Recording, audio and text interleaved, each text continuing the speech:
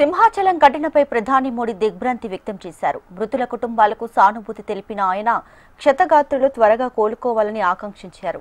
ఇక బాధిత కుటుంబాలకు 2 లక్షలు, గాయపడిన వారికి 50,000 చొప్పున పరిహారం ప్రకటించారు.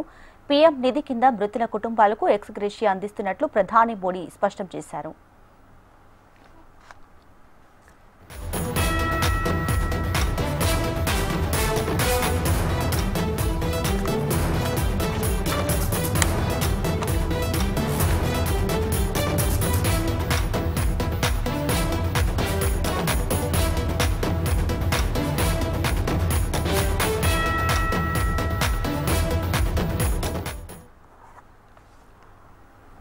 రైట్గా సింహాచలం ఘటనపై ప్రధాని మోడీ దిగ్భ్రాంతి వ్యక్తం చేశారు. మృతుల కుటుంబాలకు కూడా సానుభూతి తెలిపిన ఆయన క్షతగాత్రులకు అలాగే మృతి చెందిన వారికి ఎక్స్ గ్రేషియా కూడా ప్రకటించారు. ఇక లేటెస్ట్ అప్డేట్స్ తో మా ప్రతినిధి ఆర్కే సిద్ధంగా ఉన్నారు. ఆర్కే, ఇక సింహాచలం ఘటనపై ప్రధానమంత్రి నరేంద్ర మోడీ స్పందించారు. ఒకవైపు దేశవ్యాప్తంగా కూడా చూసుకుంటే పహల్గాం దాడి ఇటు నేపథ్యంలో చాలా బిజీగా ఉన్న ప్రధానమంత్రి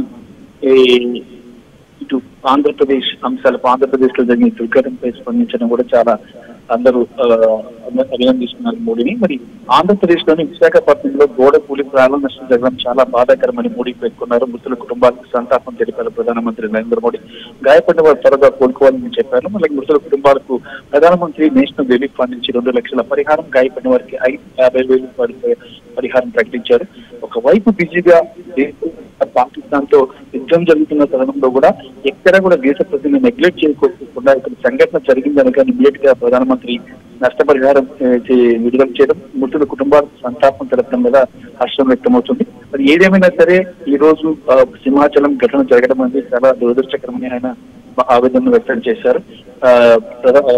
ఆంధ్రప్రదేశ్ ముఖ్యమంత్రి చంద్రబాబు నాయుడు కూడా ఈ అంశం సంబంధించి మాట్లాడి మృతులకు అలాగే గాయపడిన వారికి గాయపడిన వారికి సరైన వైద్య సదుపాయం అందించాలని, ఇలాంటి ఘటన జరగకుండా చూసుకోవాలని చెప్పేసి కూడా ముఖ్యమంత్రితో మాట్లాడినట్లు సమాచారం. Right Ramakrishna, thank you.